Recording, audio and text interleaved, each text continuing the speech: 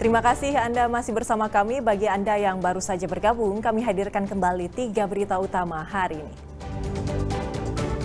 Akibat luapan Sungai Cikarang, layanan sebuah rumah sakit di Jonggol belum sepenuhnya pulih. Menghindari kendaraan yang berhenti mendadak, sebuah truk malah terguling dan masuk sungai.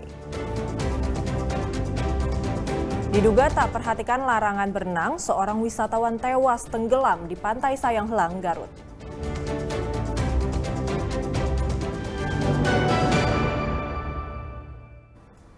Diduga gagal menyalip, seorang pengendara motor terjatuh lalu terlindas truk pengangkut tanah di Pantura, Subang, Rabu siang. Korban dievakuasi ke Rumah Sakit Pamanukan Center Subang dalam kondisi kritis dan tak sadarkan diri.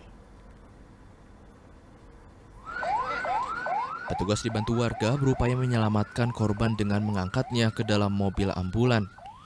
Korban pengendara motor bernama Alfian Muhammad Rizky berusia 19 tahun, warga Pulau Gebang, Cakung, Jakarta Timur itu terluka parah di bagian kaki akibat terlindas truk pengangkut tanah.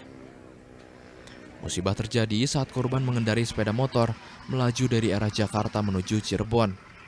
Saat melintas di Jalan Pantura Mandalawangi, Kecamatan Sukasari, Subang, korban berniat menyalip sebuah bus. Naas sepeda motor korban menyenggol badan bus hingga korban terjatuh. Sementara dari belakang melaju truk mengangkut tanah yang tak bisa menghindar dan akhirnya melindas kaki korban. Nah, itu kan ada bus nyalip di belakang. Jatuh, kan nyenggol motor itu pantatnya, dia kan jatuh. Terus kan saya di belakang, mau ngerem nggak tuntut. Kayak ketahanan, langsung nabrak. Ya, Udah posisi jatuh. jatuh, Motornya lari duluan, orangnya jatuh di tengah jalan. Motornya udah lari ke samping, ke bahu jalan, orangnya masih di jalan. Baik, nama apa? Korban yang dalam kondisi koma dirawat di Rumah Sakit Pamanukan Center Subang. Polisi telah mengamankan motor korban dan truk tanah beserta pengemudinya untuk dimintai keterangan. Kasus ini dalam penanganan Polsek Pamanukan. Zainal Arifin melaporkan dari Subang. Masih dari Subang, menghindari tabrakan dengan kendaraan yang berhenti mendadak. Sebuah truk di Pantura, Subang terguling dan masuk ke sungai. Meski tak menelan korban jiwa, namun proses menarik truk dari sungai sempat membuat arus lalu lintas macet pada Rabu sore.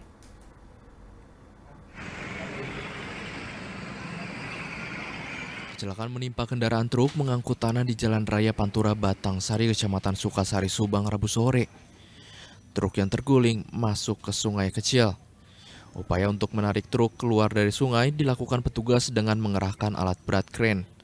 Selama upaya penarikan truk, petugas kepolisian pun memberlakukan arus lawan arah atau kontraflow. Kecelakaan terjadi saat truk pengangkut tanah dalam perjalanan pulang ke arah Cikampek usai membongkar muatan tanah uruk di proyek jalan tol Pelabuhan Patimban, Subang. Saat melintas di Jalan Raya Batangsari, pengemudi berusaha menghindari kendaraan di depannya yang berhenti mendadak.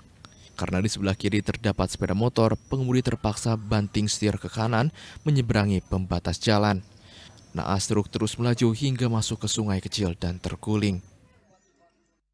Hindarin, masuk ke kanan, nah, ada mobil, pas kita mau adu banting lagi. Pas sebelah kiri kita ada motor sampai mobil ya, kita langsung banting kanan. Nanggung. Iya, langsung nyemplung sini itu ya udah nggak kerasa lagi udah. Abang nggak apa-apa? Alhamdulillah nggak apa-apa. Sendirian bang ya? Habis bawa apa ini? Habis bawa tanah.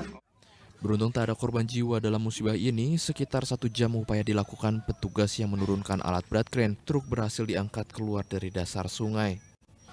Arus lalu lintas arah Jakarta Cirebon dan sebaliknya pun kembali lancar. Zainal Arifin melaporkan dari Subang. Kabupaten Garut menjadi salah satu daerah yang warganya banyak terlibat kelompok sempalan yang mengatasnamakan agama demi kepentingan ekonomi dan politik kelompoknya. Untuk mengembalikan pemahaman agama dan bernegara dari paham sempalan tersebut, Majelis Ulama Garut melakukan pendekatan baik dari sisi ilmu agama hingga pendekatan ekonomi.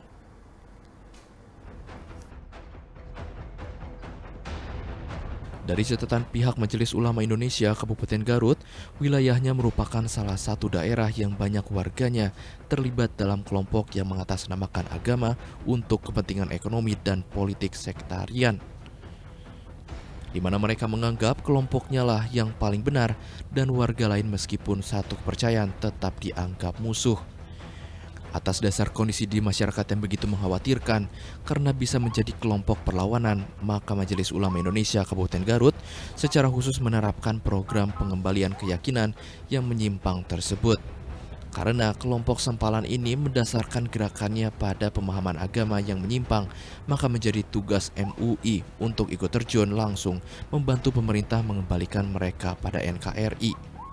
Di samping itu juga MUI Kabupaten Garut membentuk tim pembinaan ekonomi umat terhadap kelompok-kelompok tersebut, semacam ibu-ibu rumah tangga gitu ya, diberikan pelatihan membuat kue, bolu, terus mie, bakso dan sebagainya, produk rumah tangga ya. Yang selanjutnya nanti ke depan ini kami tidak akan berhenti tentang pembinaan ideologi kenegaraan tersebut. Salah satu mantan tokoh NII Komandan Wilayah 9 yang sebelumnya bergelar camat kini telah sadar dan kembali ke NKRI. Ia mengaku dulu sebagai camat NII setiap bulan mendapat gaji 15 juta rupiah. Gaji itu diperoleh dari iuran atau infak para anggota di wilayahnya. Namun kini ia sudah insaf dan menyadari gerakan ini hanya menggunakan kedok agama Islam yang berujung pemerasan kepada anggota-anggotanya dengan dalih menjalankan negara. Membuka kantin sekolah, dibuka sekitar 1 tahun telah bergabung, berjalan dengan baik dan harmonis kami kerjasama sehingga tidak ada hal-hal yang negatif untuk di masyarakat baik di lembaga. Sambil jualan gas juga. Termasuk kami memperlebarkan sayap karena kami punya pangkalan dulu yang notabene-nya pernah diberi dari kelompok intoleran, yaitu pangkalan outlet ya, outlet Dasar Anwar namanya. Kami diperkembangkan di masyarakat setelah masyarakat menerima keberadaan kami dan kami alhamdulillah bisa berjalan begitu. Kini setelah diberikan pemahaman beragama yang benar, para mantan anggota kelompok ini juga dibantu untuk bisa menjadi wirausahawan UMKM yang berjualan berbagai jenis makanan hingga oleh-oleh khas Garut di sepanjang jalur selatan. Sehingga mereka yang sebagian besar kehabisan uang akibat kewajiban menyerahkan infak kepada kelompok tersebut bisa memulihkan kondisi perekonomian keluarganya. Di Garut tercatat ada 3 wilayah penyebaran paham sesat ini, yaitu bagian selatan, tengah, dan utara, di mana mayoritas kecamatan sudah terpapar paham tersebut. Kelompok ini biasanya menyasar orang yang kurang memiliki pemahaman agama.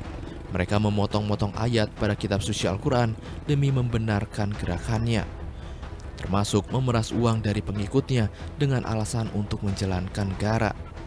Ujungnya, para korban terpisah dari keluarga mereka dengan kondisi jatuh miskin karena uangnya telah habis diberikan untuk kelompok tersebut. Dengan turunnya MUI ke lapangan, diharapkan bisa mencegah timbulnya korban lebih banyak, termasuk dari kalangan generasi muda. Eko Syabudi melaporkan dari Garut. Seorang pria di Cibogo, Subang hilang terseret derasnya arus air saat hendak menyeberangi sungai. Jasad korban akhirnya ditemukan sejauh 20 km dari titik awal korban tenggelam pada Selasa siang.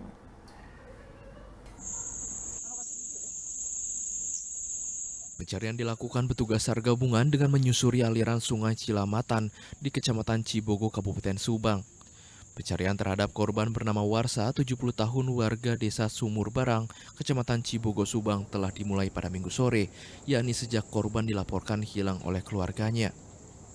Korban hilang terseret arus air saat hendak pulang dari kebun dengan melintasi sungai. Memasuki hari ketiga pencarian, jasad korban berhasil ditemukan petugas yang melakukan pencarian dengan perahu karet. Korban ditemukan sejauh 20 km dari lokasi awal tenggelam. Dharma dalam keadaan meninggal dunia. Kemudian korban dibawa ke rumah duka. Dengan ditemukan korban, maka untuk operasi pencarian dan pertolongan dinyatakan dihentikan dan ditutup. Pihak keluarga menolak jenazah korban untuk diotopsi lantaran menganggap kejadian ini murni sebagai musibah kecelakaan. Usai dievakuasi petugas, jasad korban langsung dibawa ke rumah duka untuk dimakamkan. Zainal Arifin melaporkan dari Subang. Seorang wisatawan di Pantai Sayang-Hlang, Pamengpek, Garut yang hilang karena tenggelam ditemukan sudah meninggal dunia. Korban terseret ombak akibat kurang memperhatikan rambu larangan berenang di lokasi yang berbahaya. Seorang wisatawan yang hilang tergulung ombak di Pantai Sayang-Hlang, Kecamatan Pamengpek, Garut akhirnya berhasil ditemukan dalam kondisi sudah meninggal dunia. Petugas gabungan Basarnas, Polairut, Polres Garut, dan relawan langsung mengevakuasi jasad Maman ke darat setelah terseret cukup jauh dari lokasi awal tenggelam, yaitu sekitar 2,5 km. Korban dinyatakan hilang sejak Sabtu sore akibat tenggelam saat bermain air di pinggir pantai yang merupakan zona berbahaya untuk berenang. Korban saudara Maman, 42 tahun, yang merupakan wisatawan dari Kabupaten Bandung. Tadi pagi sudah ditemukan oleh gabungan tim SAR. Kalau hilangnya sejak kapan? Hilang itu sejak hari Sabtu tanggal 5 Juli kemarin sore, ketika korban sedang berenang, tiba-tiba datang ombak besar dan terseret oleh ombak tersebut. Memang si korban ini bermain airnya di lokasi terlarang untuk berenang? Antara perbatasan yang tidak boleh berenang itu emang tidak ada batasnya ya, tapi ada tempat-tempat tertentu yang sudah dipasang papan larangan untuk berenang. Artinya tidak semua pantai di Garut boleh digunakan berenang? Betul, ada tempat-tempat tertentu yang sudah kita pasang rambu-rambu larangan untuk berenang. Jenazah Maman langsung dibawa ke RSUD Pamengpek untuk pemeriksaan luar. Usai dilakukan pemeriksaan luar, jenazah korban kemudian diserahkan kepada keluarganya di Bandung. Eko Syabudi melaporkan dari Garut.